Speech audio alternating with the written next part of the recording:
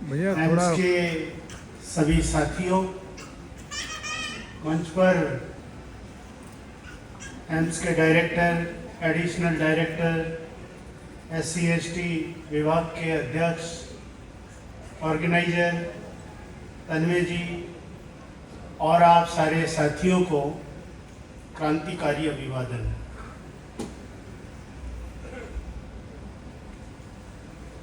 साथियों, प्रत्यक्ष अप्रत्यक्ष रूप से आप सभी लोग झांकियों के माध्यम से, प्रोग्राम के माध्यम से चीज़ों को सुन रहे हैं, देख रहे हैं कि बाबा साहब की सोच क्या है, समझ क्या है, विचारधारा क्या है। उनकी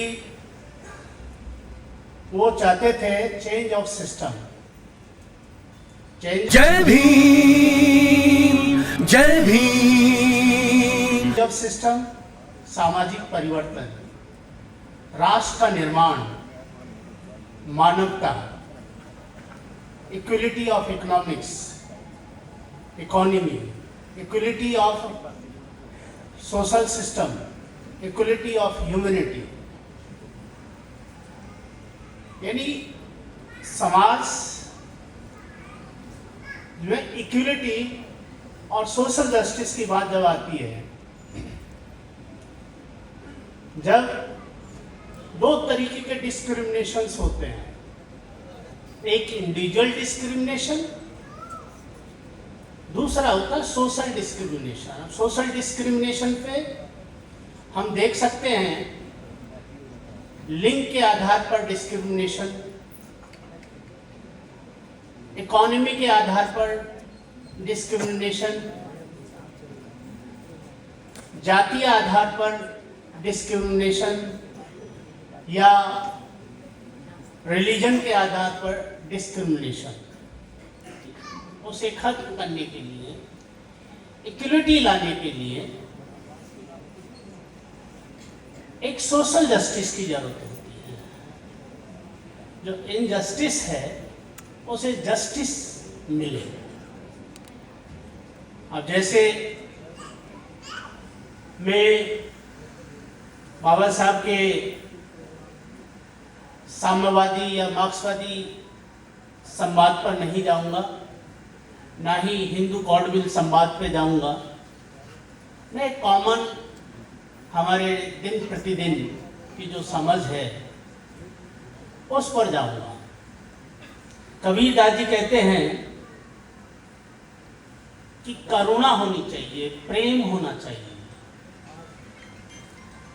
मानवता में मानव को एक मानव समझने के लिए, ह्यूमन को एक ह्यूमैनिटी क्रिएट करने के लिए, with in social humanity create करने के लिए करुणा सर्वप्रथम है, प्रेम सर्वप्रथम है। 2.5 अक्षर प्रेम को पढ़े सो पंडित होए। एंड पंडित का मतलब वो जाति नहीं है, विद्वता से है। तो हमारे बीच में सोच ऐसी होनी चाहिए जिसमें करुणा होनी चाहिए, मानवता होनी चाहिए, जिससे कि हम लोग एक व्यक्ति से दूसरे व्यक्ति को समझने का प्रयास करें। बाबा साहब चेंज ऑफ सिस्टम की, क्योंकि जो हमारे सोसाइटी के अंदर महिलाओं को अधिकार नहीं थे, सोशल स्ट्रक्चर में उनको जो अधिकार मिलने चाहिए वो सर्वप्रथम देश में यदि लड़े हैं तो बाबा साहब लड़े हैं उनके अधिकारों के लिए। जो मौलिक अधिकार कह सकते हो, बाद में जाकर के संपत्ति का अधिकार कह सकते हो।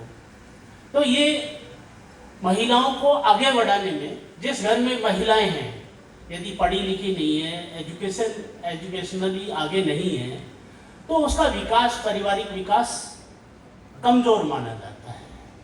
तो हमारे देश में जितनी महिलाएं पर ज़्यादा बढ़ेंगी उतना ही विकास होगा। जहाँ तक डिस्क्रिमिनेशन की बात है, तो हमारे देश में डिस्क्रिमिनेशन है वो जातीय आधार पर पहले भी हुआ और आज भी हो रहा है, लेकिन उसे एक विद्वता के आधार पर, आपको स्टडी एंड स्ट्रगल, आपकी पढ़ाई भी होनी चाहिए और आपका स्ट्रगल भी होना चाहिए। आप ऑर्गेनाइज भी होने चाहिए और आप एजुकेटेड भी होने चाहिए और आप एजिटेट भी होने चाहिए, लेकिन एक दायरे में, एक क्रांतिकारी ढंग से। क्रांतिकारी का मतलब ये नहीं है, आलोचना प्रत्यालोचना का मतलब ये नहीं है। क्रांतिकारी है ह्यूमन नेचर्स को समझने वाला, रिवोल्यूशनरी। लेकिन रिवोल्यूशनरी का एक दायरा होता है, उस दायरे में वो काम करे और एक तरीके से काम करे जिससे चेंज आए। आलोचना प्रत्यालोचना का मतलब ये नहीं है कि हम गाली गलौज कर दें या किसी को वो कठोर भाषा का प्रयोग कर लें तो आप है आलोचना कर रहे हो। नहीं, तथ्यात्मक आलोचना होनी चाहिए, वैचारिक आलोचना होनी चाहिए। आपके वैचारिक समझ ही आपकी सोच है वो आपको आगे बढ़ाएगी। अब जैसे हमारे देश में ऐसी सोच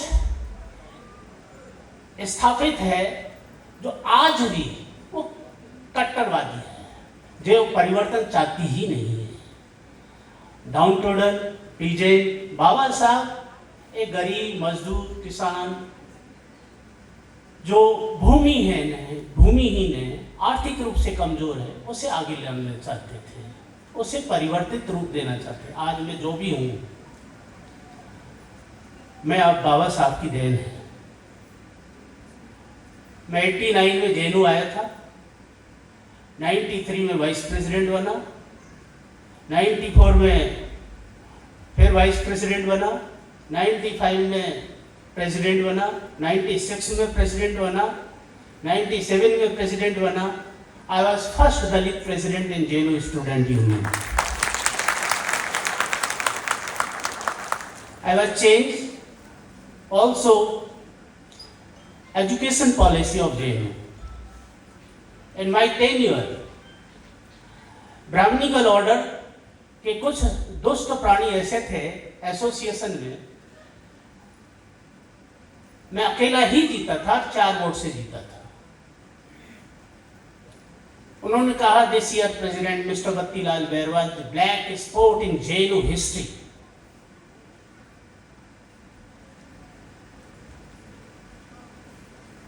अच्छा, शॉर्ट टाइम तो हम जेएनयू वालों का देखो चक्कर ये है कि 10-15 मिनट तो हमारी भूमिका में लग जाती है और कुछ करके हमारा इश्यूज पे आते आते समय लगता है, लेकिन मैं वो शॉर्ट कर दूंगा।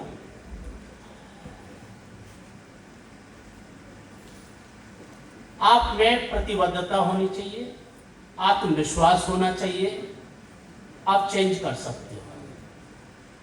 मैंने जेएनयू की एजुकेशन पॉलिसी चेंज की जिसमें economically, socially and regionally deprive sections के लोग आज भी एडमिशन ले रहे हैं।